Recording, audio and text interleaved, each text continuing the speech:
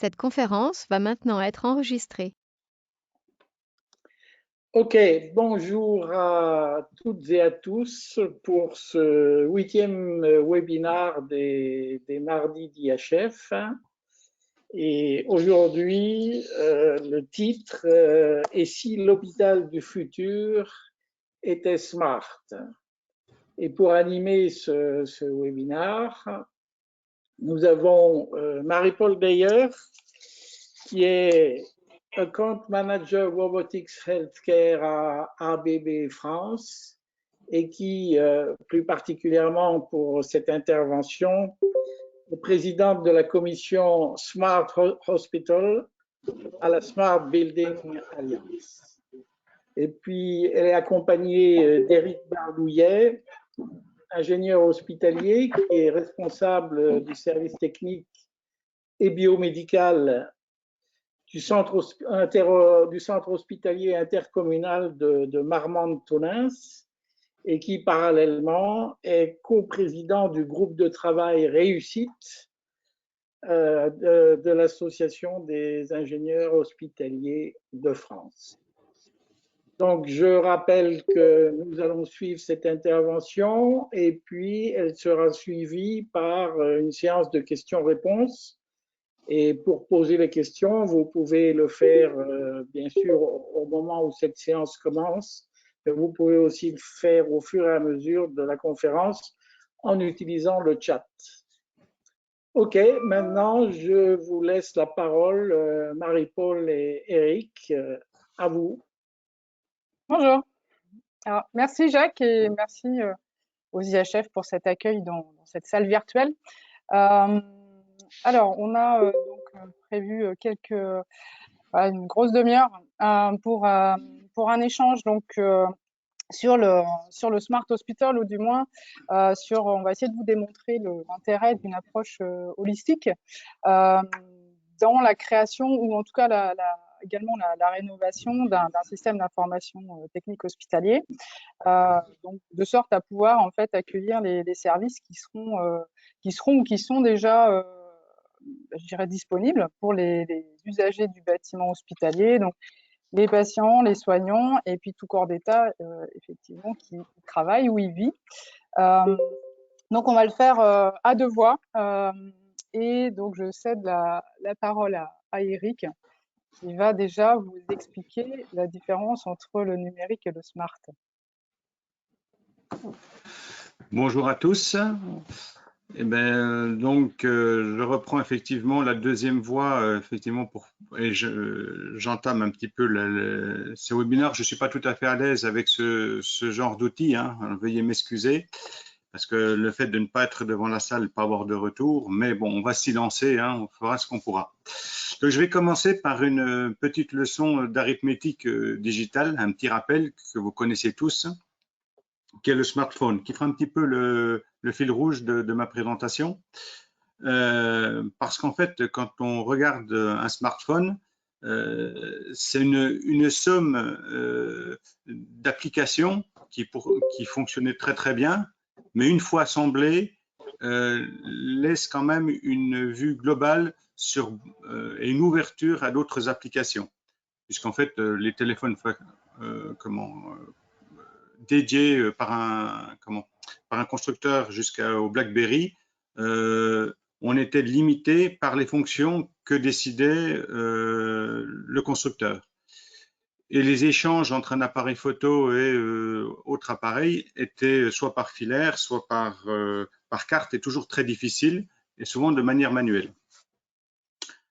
Avec le smartphone, on a une approche beaucoup plus globale, et maintenant, peu de personnes reviendraient en arrière.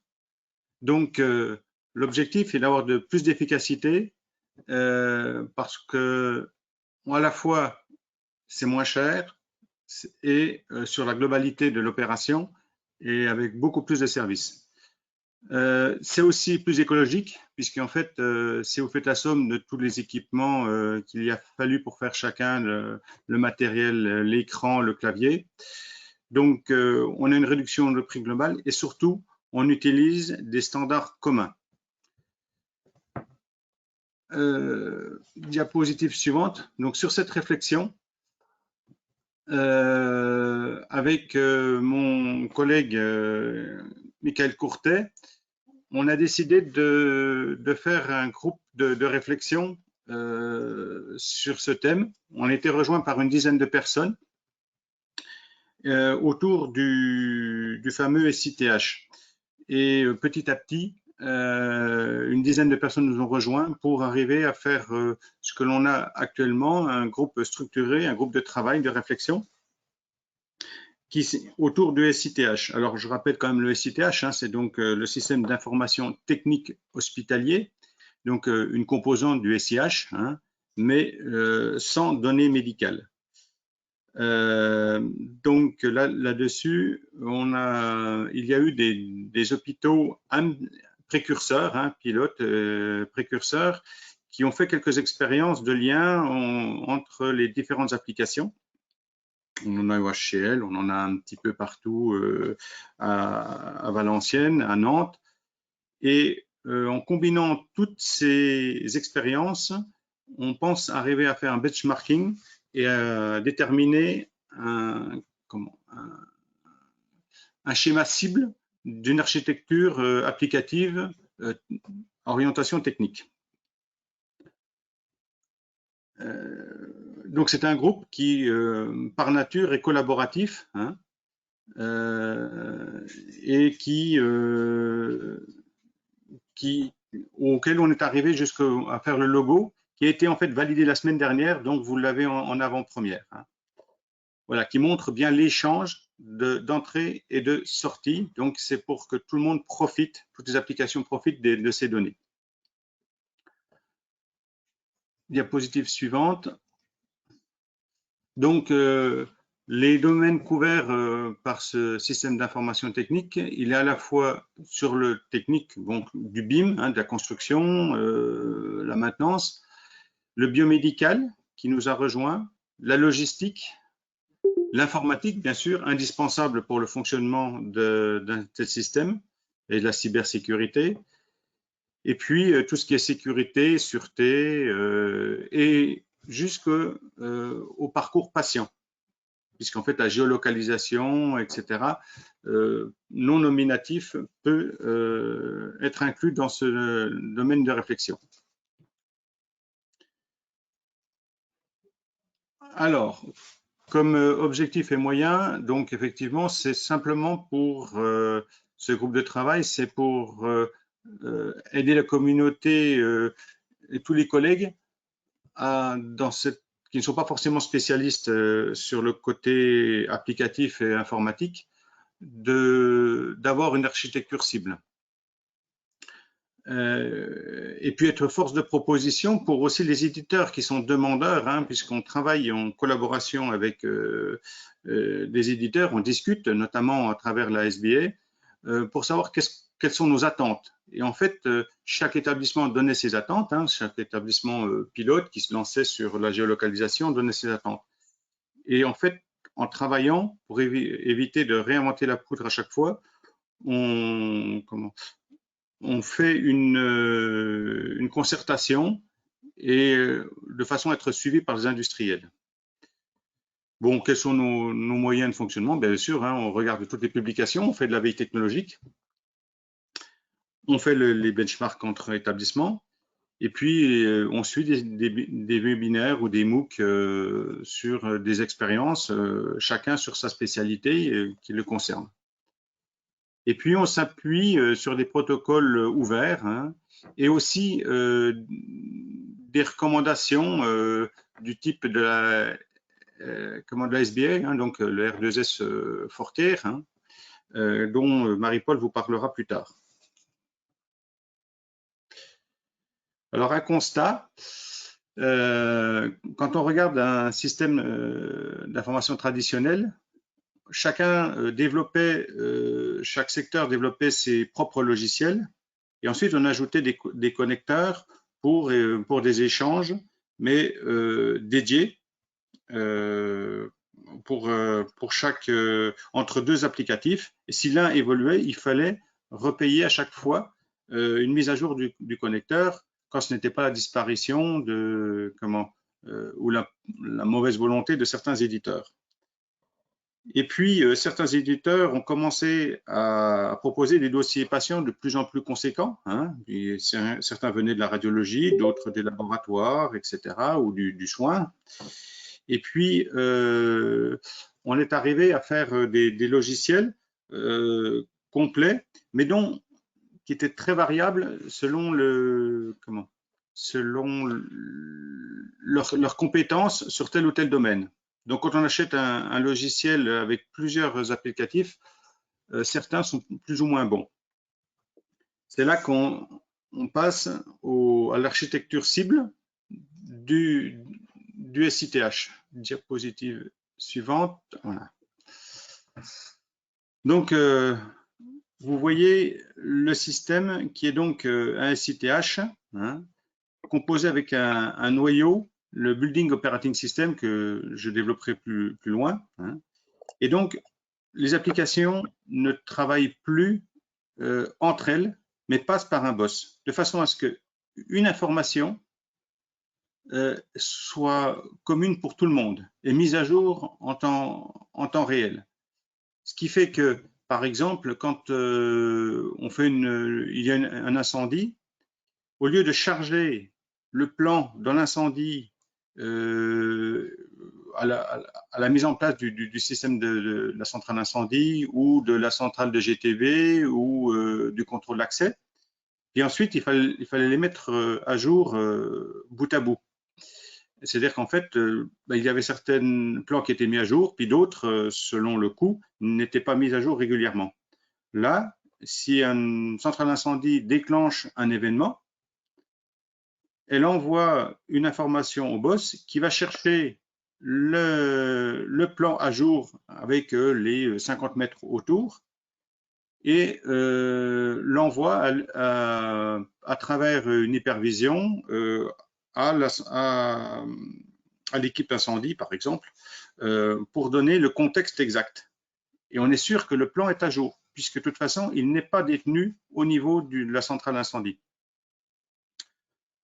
On voit comme dans un smartphone, si quelqu'un a l'idée d'utiliser le micro pour en faire un sonomètre, ça ne développe aucun moyen supplémentaire, si ce n'est que du logiciel. Et donc, ces API sont des interfaces ouvertes qui permettent de mettre n'importe quelle application. C'est normatif. Et rien n'empêche d'en ajouter, hein, là la liste autour n'est pas exhaustive bien sûr, mais rien n'empêche d'en ajouter ou de les remplacer par une autre plus performante ou plus adaptée. Ou par exemple, 2 GMAO côte à côte, une pour le biomédical et une pour le technique, mais vues par l'utilisateur qui est tout en haut, en fonction de son log, il a accès aux 2 GMAO sans avoir une autre application à démarrer, un autre logging, etc. Ça, c'est le rôle très important de l'hypervision et du boss. J'ai pas coupé mon téléphone professionnel, je suis de garde. Excusez-moi. Excuse-moi, je te rappelle. Excusez-moi. Voilà, donc en fait, vous voyez un petit peu le concept. Donc, on y reviendra tout à l'heure si vous avez des questions là-dessus. Et donc, je vais vous situer ensuite dans le contexte. Voilà. Donc, le boss comparé au DPI. Vous voyez à gauche le DPI qui contient plusieurs applications, effectivement, en fonction, voire des applications de laboratoire qui ne sont pas forcément incluses dedans. Donc, un seul éditeur et le système du boss, effectivement, hein, qui fait le lien entre chaque application d'une manière différente. Donc, ça montre les deux philosophies côte à côte et qui communiquent via, effectivement, des API plus ou moins développées, avec d'autres données. On voit le biomédical, bien sûr, au milieu, qui à la fois émet des données médicales et à la fois des informations techniques sur sa maintenance, etc. Donc voilà un petit peu le cas un petit peu particulier de biomédical. Où on voit à droite ce que représente la cartographie en 2016 vue par la DGOS en tout petit, encadré en rouge, ce qu'est la technique et la logistique. Voilà pour nos tutelles la taille que représente et l'importance que l'on présente. Donc on n'a pas tout à fait la même vision, mais elle va converger à terme. C'est un petit peu le rôle que l'on s'est donné, de faire reconnaître que cette fonction d'information, la géolocalisation, a plus d'importance qu'elle n'en avait auparavant. Et il reste encore beaucoup de chemin à parcourir.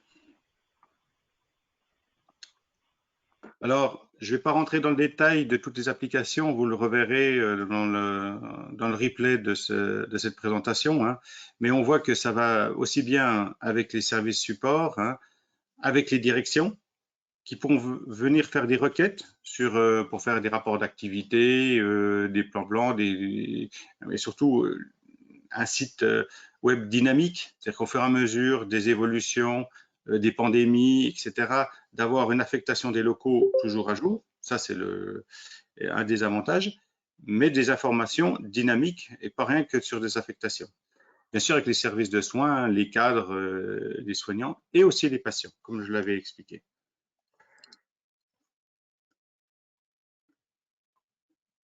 Diapositive suivante, s'il te plaît.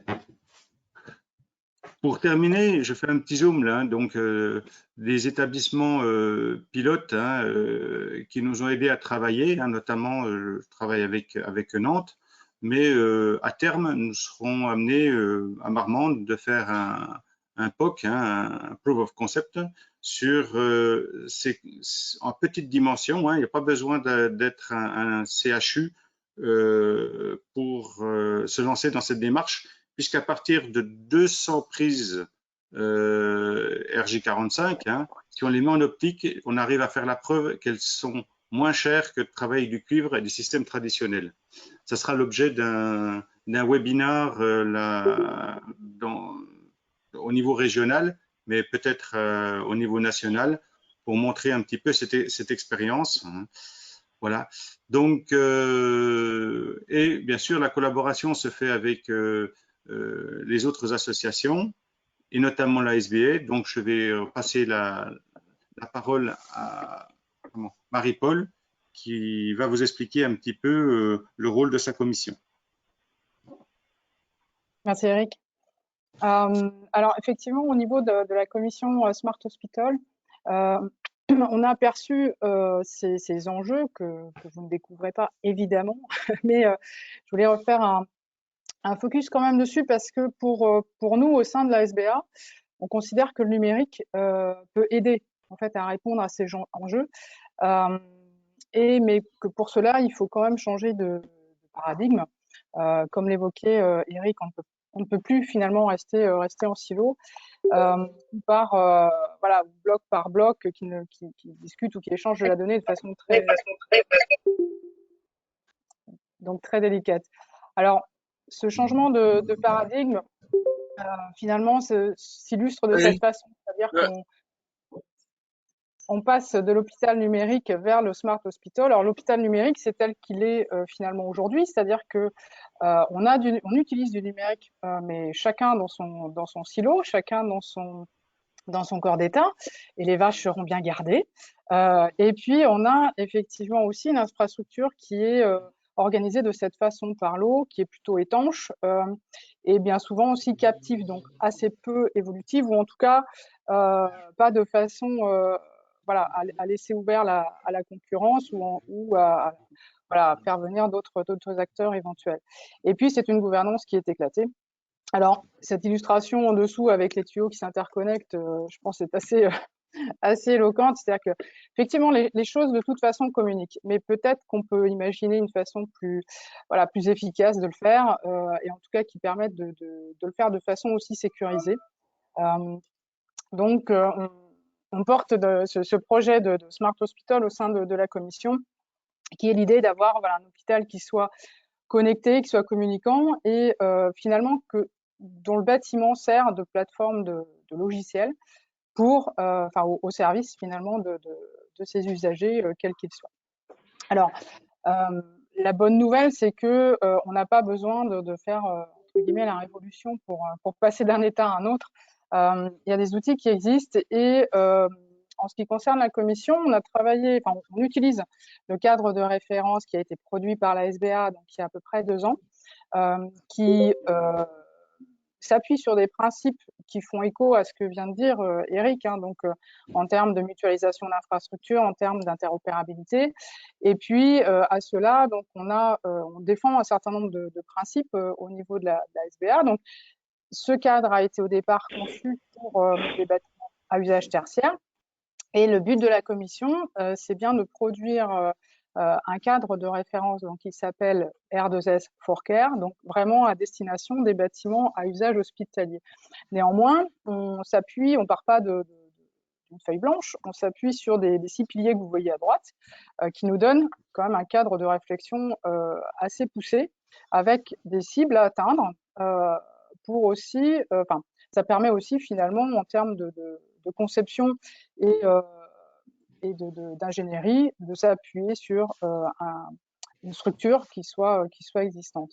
Alors, pour rebondir sur l'infrastructure 3 couches qui est mentionnée parmi les principes, voilà une illustration. Alors, elle est assez chargée, je vous prie de nous en excuser, mais c'est ce qui permet finalement de voir assez bien l'interrelation entre les différents réseaux et la capacité aussi de cette infrastructure à rendre les informations disponibles sur un réseau, néanmoins de façon sécurisée, encore une fois, je vais y revenir, pour accueillir en fait sur la couche du haut là, des services qui sont vraiment dédiés aux usagers qui se trouvent et à l'activité qui se trouve dans le bâtiment.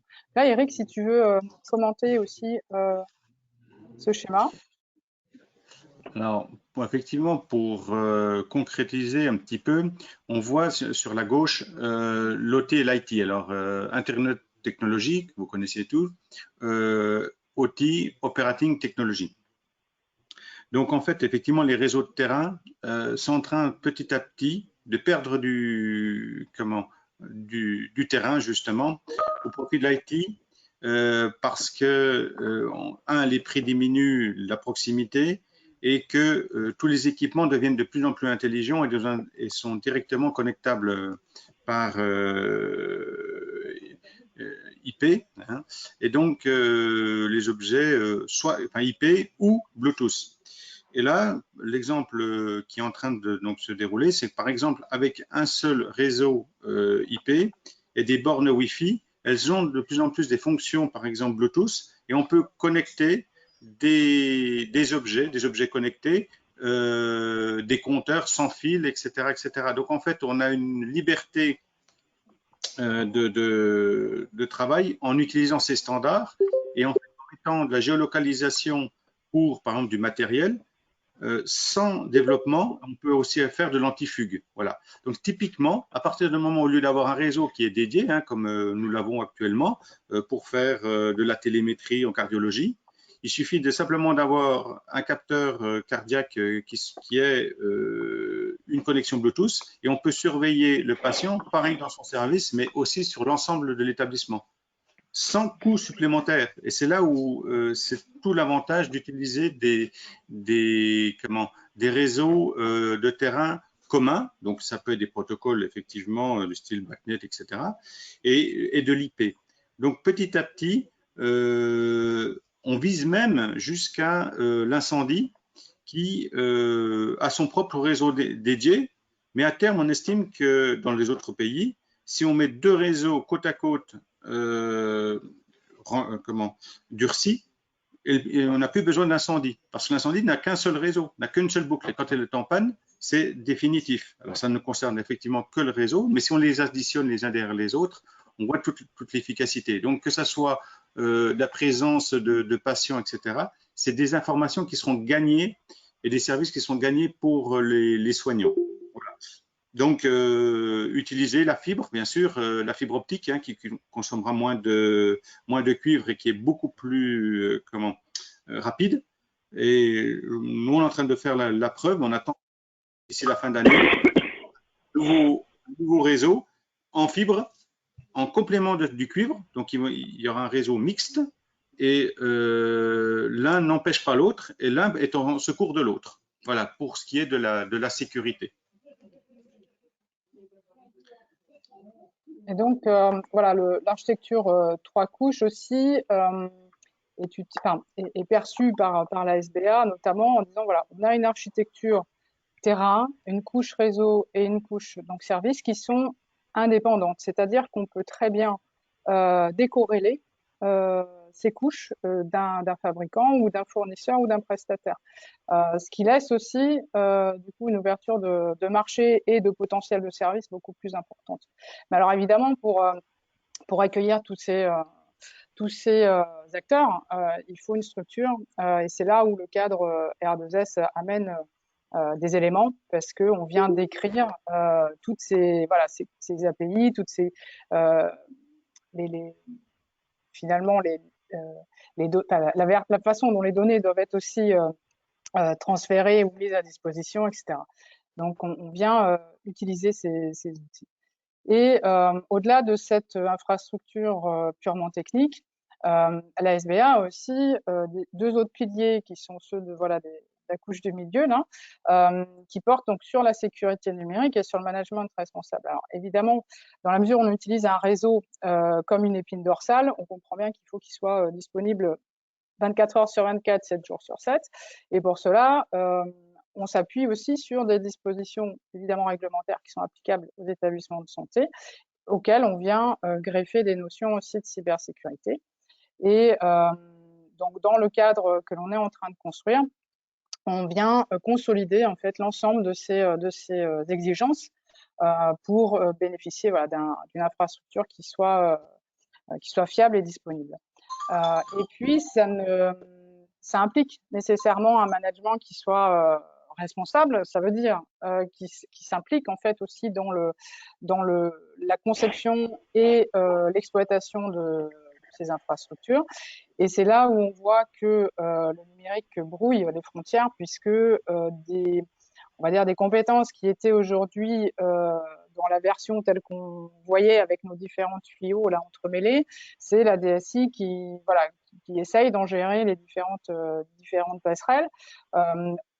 Eric l'a évoqué, on peut très bien imaginer des gouvernances qui soient partagées avec les différents services parce qu'ils sont eux-mêmes usagers de ce réseau. Donc, on peut imaginer que l'ensemble, que ponctuellement ou de façon plus pérenne, cette gouvernance soit à géométrie variable. Et puis, dans tous les cas, pour nous, on n'imagine pas un réseau ou une infrastructure de ce type-là sans un niveau d'exigence et de contractualisation, du coup, de niveau de service et de performance à atteindre qui soit à la hauteur. Ça peut être une disposition en interne, comme ça peut être en s'appuyant sur des prestataires externes. Chacun y verra, on va dire, son chaussure à son pied, mais c'est vrai que ça nous paraît complètement incontournable. Donc, c'est deux piliers sur lesquels on travaille aussi pour associer pour identifier des cibles qui permettent vraiment de garantir cette efficacité de l'infrastructure. Et puis le dernier pilier qui est celui du dessus là, qui s'adresse donc en fait aux services. Donc c'est les niveaux de service qu'on peut attendre à minima d'un Smart Hospital. Donc à minima, on pense qu'il faut qu'ils puissent mettre à disposition des services de type tertiaire. Alors ça peut être des gestions de crèche, ça peut être de la gestion de self, ça peut être du parking, ça peut être plein de choses de ce type-là. Et puis évidemment du pilotage et de la performance énergétique, ça va de soi, en particulier depuis donc la loi Elan. Donc là, on a des outils à la SBA qui nous permettent également d'amener de la matière et de la structure. Et puis, donc une optimisation des flux, que ce soit de personnes, de biens, pour accompagner finalement la gestion au quotidien de certaines fonctions. Et on a mis 3 petits points parce qu'en effet, on est loin de, voilà, de vouloir faire une liste ou un catalogue de services. L'idée étant plutôt de dire un minimum ce qu'on pourrait penser comme étant voilà, objectivement attendu d'un smart hospital. Ça va se consolider au fil du temps et puis au fil des retours d'expérience. Donc voilà, sur le cadre en tant que tel, et en termes de, on parle d'un cadre, mais l'idée c'est quand même d'en faire une labellisation par un tiers externe, un tiers de confiance, un peu à l'image du HQE. C'est-à-dire qu'effectivement, vous avez des référents qui sont dans les différentes parties, que ce soit un process de construction ou de rénovation. Et l'idée est de pouvoir accompagner à chaque phase, soit par des référents internes, soit par des prestataires aussi de services éventuellement, qui vont suivre l'ensemble du processus et qui sera donc validé par un vérificateur avec un certain nombre de points liés à des modes de preuve et puis donc un certain nombre d'étoiles en fonction de ce nombre de points obtenus. Donc l'SBA se positionne vraiment pas en tant que certificateur, hein, mais que vraiment en production d'outils d'accompagnement aux différents acteurs de la construction hospitalière. Et l'idée est aussi donc de réfléchir dans ce cadre-là à des supports également de formation éventuelle, donc qui viendraient consolider ces ressources là que vous voyez. Donc il y a le cadre de référence qui existe, donc comme je disais, à destination plutôt du tertiaire. On a publié un théma au mois de juillet dernier qui est à disposition donc sur le site de la SBA, mais aussi en publication imprimée. Donc, si vous le souhaitez, n'hésitez pas à m'en faire part, je vous l'enverrai avec plaisir. Et puis, donc, à venir, avec une cible plutôt sur l'automne de cette année, donc ce cadre de référence. Et comme je l'évoquais, peut-être des échanges à venir.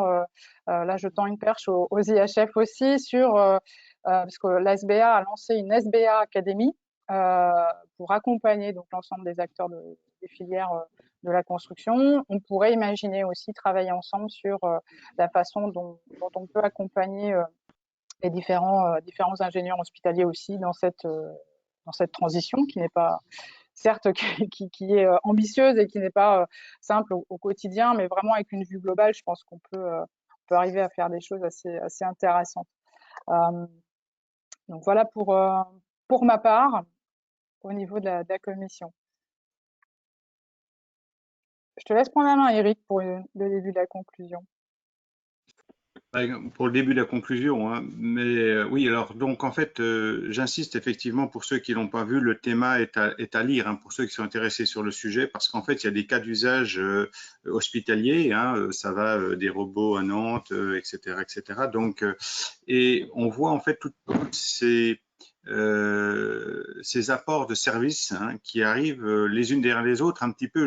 On revient toujours sur le smartphone, c'est-à-dire qu'en fait, quand on a acheté un smartphone, au début c'était pour téléphoner, et après on envoie les SMS, puis après en fait on a Internet, puis après on a vu apparaître les différentes réseaux sociaux, etc. Donc en fait on a des applications, le niveau, les distances, les GPS, etc., etc. Et là on est en rentrant là-dedans un petit peu, moi j'étais intéressé en partant du BIM, hein, puisqu'en fait la structure du BOS, hein, du Building Operating System, c'est justement de pouvoir structurer toutes ces données et qu'elles ne soient pas diffuses. Donc en fait, sur un seul, et là, il y a une évolution, il y a un travail à faire, et on a un potentiel sur un système aussi commun qui est extraordinaire. Et je l'ai découvert en fait à la fois dans le groupe de travail et à la fois en travaillant avec la SBA, qui a montré qu'il y a des industriels qui ont plein d'idées. Et donc, pour l'objectif un petit peu de la fois de réussite, c'est donc d'attiser un petit peu la curiosité de vous, collègues, pour voir qu'effectivement, une fois que vous avez une approche, hein, vous voyez tout de suite des applications qui arrivent les unes derrière les autres, hein. Moi, j'ai vu la géolocalisation, alors qu'elle n'était pas du tout prévue par ma direction. En travaillant là-dessus, il dit, mais c'est un service qui peut rendre, c'est plusieurs services, c'est pas un seul service que ça peut rendre. Donc effectivement, c'est de rentrer dans cette démarche-là. En fait, c'est simple, mais effectivement, avec l'académie, etc., ça devient quelque chose qui va de plus en plus se vulgariser. Avant, on parlait de boss, etc., etc. Il va falloir un petit peu de travail, et c'est aussi celui de notre groupe de travail. C'est peut-être, on s'est fixé comme objectif final d'arriver à faire un MOOC pour les Massive Open Course, attendez, Massive Online Open Course, pardon, pour justement que tous les collègues puissent apprendre à appréhender la problématique, comment s'y approcher, et on a comme ambition de donner quelques recommandations en disant utiliser plutôt tel standard plutôt que tel autre, etc. Mais on n'est pas directif, hein. L'objectif, il est juste de donner des pistes de réflexion avec les benchmarks et de dire voilà ce que nous on préfère, mais chaque solution est personnalisable en fonction de l'établissement et de ses objectifs. Ça, c'est surtout important, en s'appuyant effectivement sur le cadre de référence qu'a cité Marie-Paul, en disant, ben voilà, si on prend telle technique, il vaut mieux travailler en Bluetooth parce que c'est plus ouvert, etc., etc. Voilà. Donc, je te laisse conclure au bout de ça. Alors, si, petit détail, donc, si des collègues sont intéressés, qui reprennent contact avec moi pour échanger, voire pour adhérer au groupe de travail, hein. Et donc, c'est pas que du travail, hein, c'est de la réflexion et c'est des échanges très prolifiques et on se donne quelques tuyaux qui nous font avancer sur des échanges de CCTP, etc., ou sur des techniques. Voilà. Et puis de façon très, très complémentaire. Donc au niveau de la SBA, effectivement, je l'évoquais tout à l'heure, il y a des cadres de référence qui existent, qui sont donc à disposition et en téléchargement libre, avec tout un réseau finalement de contributeurs qui sont à même aussi d'accompagner les différents projets en fait dans les réflexions, mais aussi dans les réalisations. Et de la même façon, vous êtes bienvenus à participer à ces réflexions parce que au-delà des aspects très pratico-pratiques finalement d'un cadre de référence avec voilà des cibles, des points, etc. C'est pas le côté le plus rigolo à faire, mais bon c'est quand même nécessaire. On a des commissions qui réfléchissent aussi de façon prospective, de façon globale et transverse, y compris avec la ville, y compris avec les territoires. Donc ça peut avoir des échos par rapport au parcours de santé notamment, par rapport à un GHT.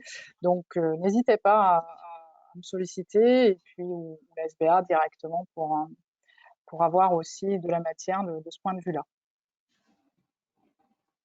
Merci pour votre attention et je crois qu'il y a pas mal de questions dans le chat. Ok, merci Marie-Paul et Eric pour cette présentation. En effet, il y a un certain nombre de questions qui sont arrivées, donc on va tout de suite entamer ça. Une première question de Frédéric Alexandre qui nous dit « Selon l'exemple donné sur la centrale incendie, en cas de panne du BOSS, faut-il pas maintenir une solution dégradée dans le système initial? De manière générale, comment doivent être prévues les solutions dégradées ?» Alors, je peux répondre à Frédéric. Effectivement, attention, on a bien mis, quand j'ai mis le SSI, le système reste intégral. On n'a pas le droit d'y toucher. D'ailleurs, pour le SSI, c'est un petit peu particulier parce que c'est réglementaire. Mais on s'aperçoit quand même que les SSI, les centrales en elles-mêmes, elles sont très peu conviviales. Donc, le BOSS ne fait que diffuser l'information, éventuellement même avec, c'est un bon exemple, pour donner une application, par exemple, du système incendie, on va montrer sa rapidité, c'est-à-dire qu'en fait, si il y a une détection incendie dans un local et qu'on peut aller voir sur la GTB, la température de régulation de chauffage est à 50 degrés, je crois qu'il n'y a pas besoin de faire une levée de doute, de déranger une infirmière en pleine nuit qui est en train de faire des soins pour savoir s'il y a effectivement un début d'incendie dans une chambre. Je crois que là, il y a une décision qui doit se faire automatiquement, hein, et en disant, il y a 50 degrés, donc je déclenche l'alarme et j'envoie carrément aux pompiers toutes les informations, c'est-à-dire le ou les détecteurs qui ont déclenché, la localisation, et ça prend beaucoup moins de temps, c'est-à-dire par mail ou ou par SMS, et ça prend beaucoup moins de temps que d'appeler le premier chargé de sécurité le temps qu'il se déplace. Donc ça montre toute l'efficacité. Effectivement, c'est une valeur ajoutée au système incendie, donc effectivement, mais il faut quand même qu'il y ait dans un hôpital, et c'est là aussi où est le cadre là-dessus, c'est de dire que par rapport à du tertiaire, il y a forcément un mode dégradé où là, effectivement, on continue. Ça n'empêche pas d'avoir des systèmes où il y a une sonnerie et alors on en sera beaucoup moins efficace, certes, mais ça fonctionnera si le boss est en panne. Alors, il faut savoir même qu'un boss, on a même pensé qu'il pouvait y en avoir deux, et si possible de nature différente, de façon à ce que le mode dégradé soit assuré sur des systèmes beaucoup plus simples, beaucoup plus basique, une synthèse d'alarme, mais qui puisse assurer cette fonction de sécurité. Alors, je ne sais pas si j'ai répondu à Frédéric, mais voilà, ça montre typiquement les réponses sur lesquelles on est en train de réfléchir. Merci. Une autre question très technique de Claude Roland. Pour les réseaux fibres, qu'est-ce que vous privilégiez, FTTO ou FTTH? Alors, Joker. Pour le moment, hein, comment? Je dis Joker. Donc, pour avoir travaillé dessus, puisqu'en fait, je dois développer le réseau, après avoir vu le FTTO, qui est une solution qui fonctionne et qui a fait ses preuves, moi, je connais pas trop le FTTH, mais on prend le FTTACP, qui est une évolution du FTTO. Hein. Donc, FTTO, c'est donc Fiber to the Office. Hein. Et FTTACP, si vous voulez, c'est ça arrive par ce qu'on appelle PCA, des points de consolidation, tous les 10 mètres. Enfin, sous les 10 mètres, c'est-à-dire qu'en fait, pour 150 mètres carrés, vous avez comme si vous aviez une baie de brassage, mais de petite taille, de 4 à 20 ports, qui vous permet de diminuer le câblage sur les derniers mètres en cuivre. Ça évite de partir du centre du service, etc. Et pour l'hôpital, c'est important de ne pas lever les faux plafonds pour retirer un câble d'un bout jusqu'à l'autre du service, surtout quand vous êtes dans un service sensible. Donc en fait, là l'objectif, il est de faire un mixte d'un câblage où on trouve à moins dans un couloir à moins de 10 mètres une prise RJ45 en PoE avec la puissance que l'on veut. C'est-à-dire qu'en fait, ça va de 4 à 90 watts par prise. En fait, même un PC, on peut le brancher directement sans alimentation externe, via le PoE.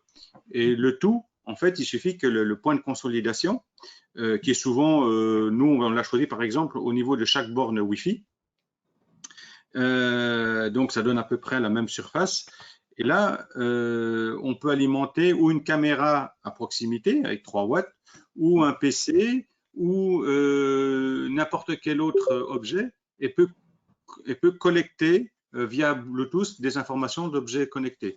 Donc, pour être en cours de test, il est parfaitement compatible, là justement, c'est là où est le POC, il est parfaitement compatible de le mettre avec un autre réseau et d'avoir une borne sur un réseau fibre et une borne sur un réseau cuivre, par mesure de sécurité pour le dossier patient. Voilà.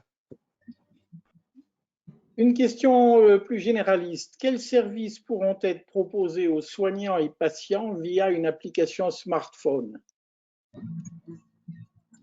Là, je pense qu'il y en a un certain nombre qui ont été développés pendant notamment les premiers mois de la pandémie, qui ont été développés d'ailleurs bien souvent par les soignants qui étaient très impliqués, et notamment pour la gestion de lits, des choses comme ça, la gestion des urgences aussi, qui se met en place, la gestion des fugues également, des choses qui sont aussi en place. Mais c'est, je dirais, autoporté aujourd'hui par des services hébergés dans des nuages, dans le cloud, pas nécessairement hébergés par un système de boss en local. Donc c'est vrai que les besoins finalement qui sont les plus pressants trouvent une réponse. Après, c'est pas nécessairement intégré au fait dans le système d'information technique. Ce qui veut dire aussi que c'est des brèches à la sécurité, que c'est des brèches à la disponibilité éventuelle de l'application. Donc, c'est de notre point de vue, c'est aussi pour ça que c'est important d'avoir une vue vraiment globale, vraiment la plus holistique possible, parce que les services aux soignants, voilà, ils se développent et très rapidement. Et pour que ce soit aussi peut-être profitable à d'autres équipes, à d'autres unités ou à d'autres partenaires peut-être dans le parcours, c'est intéressant d'imaginer à une échelle d'un GHT. J'ai une question moi-même au niveau de ce que vous avez évoqué sur la labellisation. Donc, j'imagine qu'il n'y a pas encore de référence pour le Ready to Service for Care, mais peut-être l'avez-vous déjà testé ou y a-t-il des références pour le Ready to Service pour d'autres types de bâtiments que l'hospitalier? Alors oui, mais c'est ils existent donc sur les bâtiments tertiaires, et là c'est pour le coup l'entreprise Certivea qui délivre ce label pour les bâtiments tertiaires, et sur leur site il y a en fait l'ensemble des dossiers qui ont été réalisés à la conception et à la rénovation avec une cible donc de Ready to Services, et on peut visiter ce portail pour avoir ces références et prendre contact également avec la maîtrise d'ouvrage, le promoteur ou celui qui l'exploite. Et puis, ça existe aussi d'un point de vue résidentiel, parce qu'on peut avoir un écho là sur des bâtiments de type SSR ou EHPAD. Donc là, par contre, c'est le Bureau Veritas qui est l'organisme certificateur. Et effectivement, pour le R2S for Care, on va entamer les premiers échanges avec les DSI et puis d'autres établissements également, comme celui d'Eric, pour pouvoir confronter les modes de preuve et puis les différents on va dire les différents grades finalement des services, avant de faire un appel après à des organismes certificateurs qui voudront en délivrer un label. Pour compléter, par exemple, moi j'ai demandé lors de l'appel d'offres pour une centrale SSI qu'elle suive les recommandations le plus possible, c'est un critère d'appréciation, des pages par exemple 47 à 63 du R2S, de façon sur la communication. Et en fait, je les jugerai là-dessus en disant, tiens, ils sont ouverts, ils utilisent des protocoles de standard, etc. Donc, ça commence, moi j'ai commencé déjà à travailler là-dessus sur une centrale incendie, qui est un peu surprenant. Voilà. Est-ce que vous entendez? Oui. Oui. OK.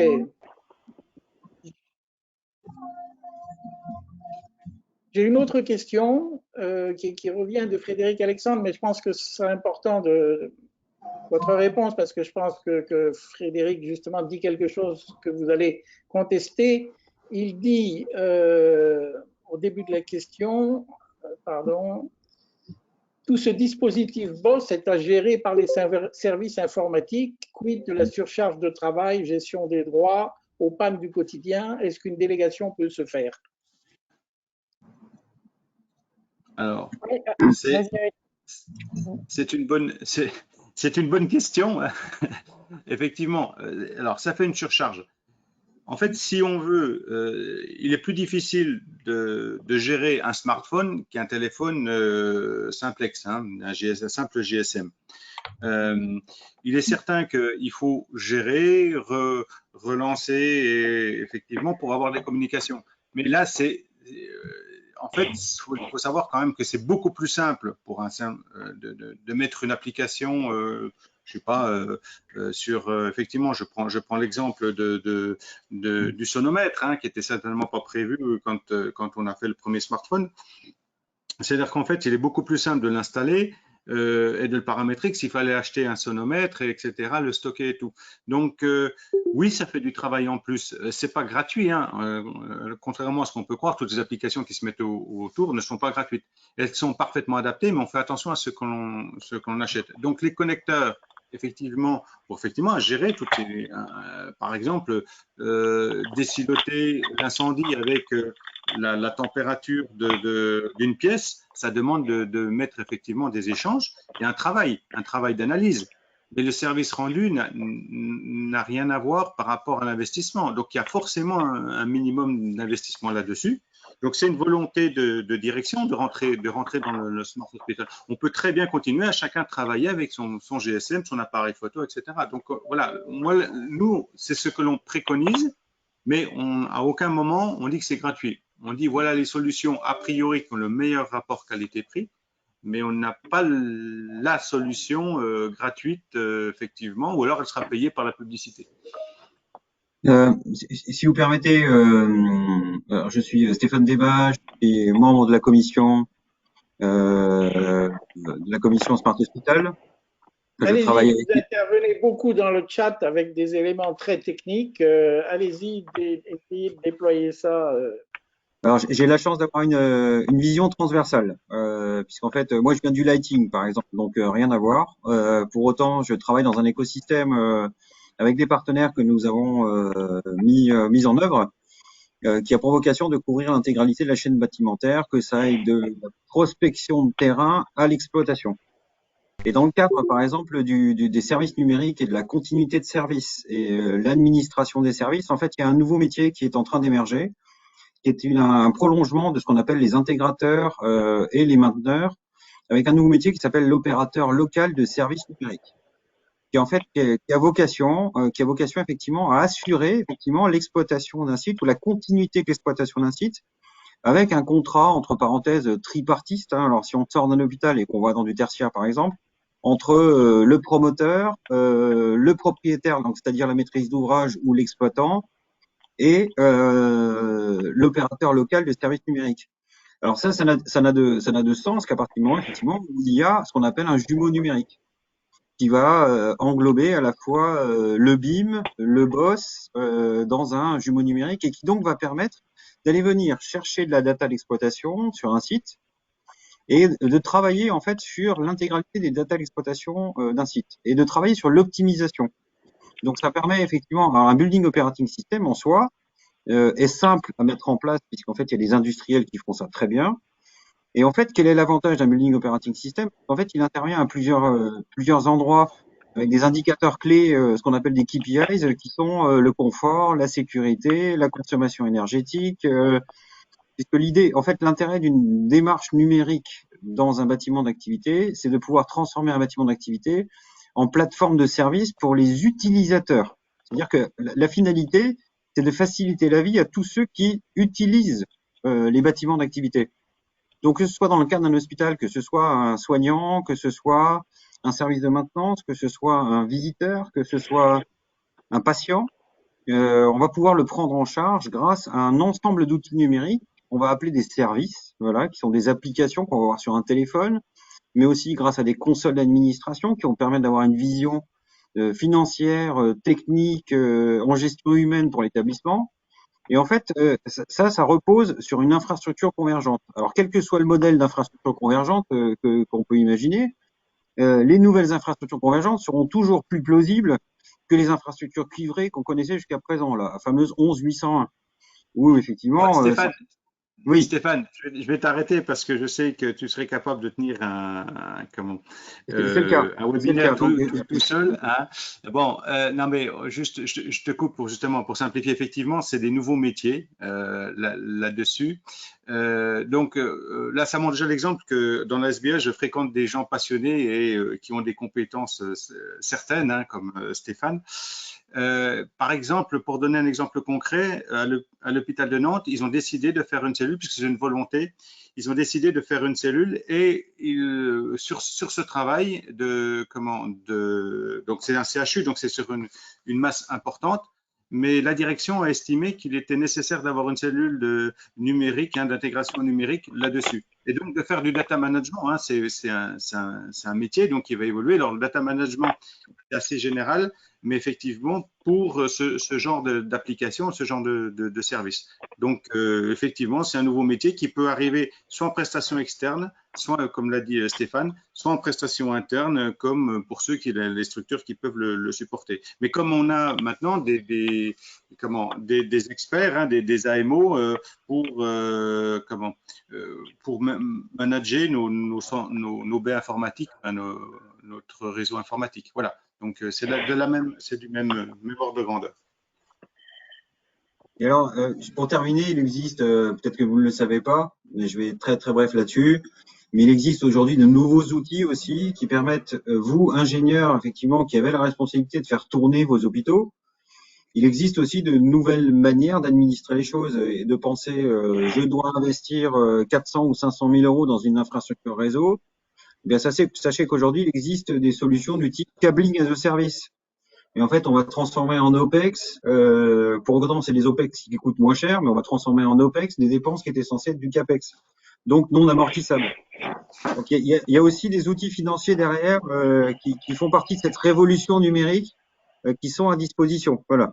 Donc, le cas échéant, rapprochez-vous d'Eric qui fait partie maintenant des sachants. Voilà.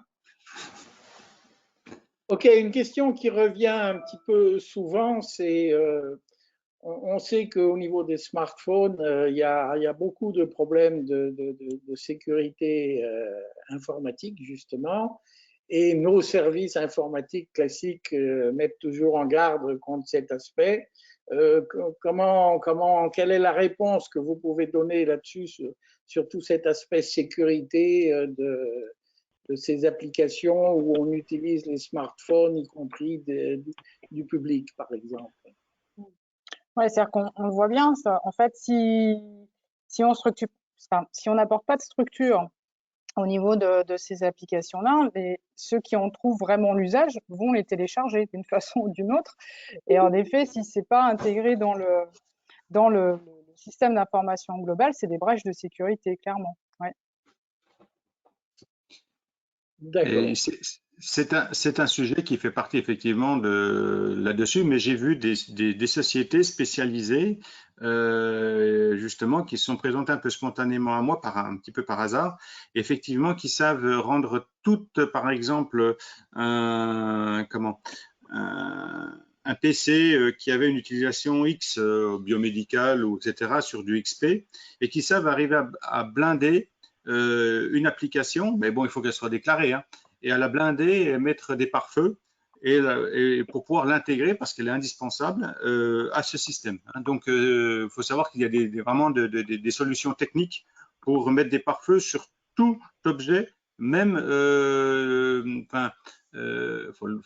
voilà, mais à condition qu'on l'identifie effectivement ou qu'on ne laisse pas se connecter là-dessus. Et je pense que de ce côté-là, on est très méfiant puisque l'hôpital de Marmande a fait la cible d'une cyberattaque, une des premières, au mois de juillet l'année dernière. Hein, donc avant celle de Dax. Et voilà.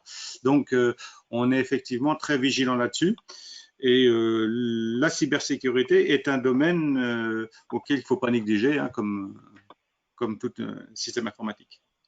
Et puis ça me permet de rebondir aussi sur le pilier de la gouvernance ou du management responsable. C'est-à-dire qu'effectivement, on pourra mettre toutes les sécurités, les pare-feux que l'on veut si les usagers finalement de ces infrastructures numériques sont pas impliqués non plus dans cette stratégie, ça reste compliqué à conserver un certain niveau de sécurité. Donc ça fait partie aussi de l'accompagnement qu'il faut anticiper finalement dans la mise en place de ce type de réseau ou d'infrastructure pour que l'ensemble des usagers puissent aussi mesurer les impacts que peuvent, alors les impacts positifs, mais aussi les impacts négatifs de certains comportements ou de certaines erreurs qui pourraient être faites. Voilà, et je pense clairement qu'il faut énormément communiquer là-dessus parce que c'est aussi sur ce point que très souvent les directions des services informatiques renvoient tout un tas d'initiatives en se prévalant de cet aspect qui est un petit peu, si vous voulez, l'aspect indiscutable, hein, puisqu'on le voit bien avec le nombre d'établissements hospitaliers qui se font pirater ou même des fichiers informatiques qui disparaissent dans la nature. Écoutez, je crois qu'on a fait à peu près le tour des questions. J'ai l'impression qu'on va pouvoir mettre fin à ce webinaire en vous remerciant encore une fois tous, les orateurs et puis les participants. Je voudrais vous rappeler aussi que les webinaires IHF, ça continue. Le prochain webinaire, c'est notre session numéro 9, ce sera le 1er juin à 16h45 et ce sera la société Drofus. Alors peut-être certains la connaissent, c'est une société internationale qui est bien connue et qui justement propose des services de gestion de données et bien sûr le DIM au milieu de tout ça, dans tout ce qui est le domaine de la construction. Et ils ont à leur actif on va dire, la participation à de nombreuses grosses opérations. Et donc, je vais vous donner tous rendez-vous pour ce 1er juin. Je rappelle aussi que le webinaire que vous avez suivi, il reste disponible sur le site IHF gratuitement. Donc, vous pouvez aussi en parler à vos collègues ou à vos amis qui n'ont pas eu l'occasion de le suivre. Et puis, encore une fois, Marie-Paul et Eric, merci pour votre partage de connaissances.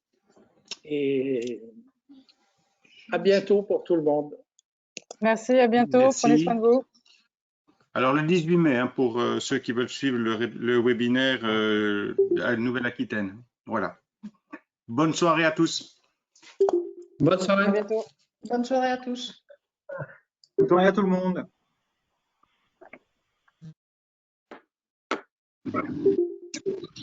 Bonne soirée, merci.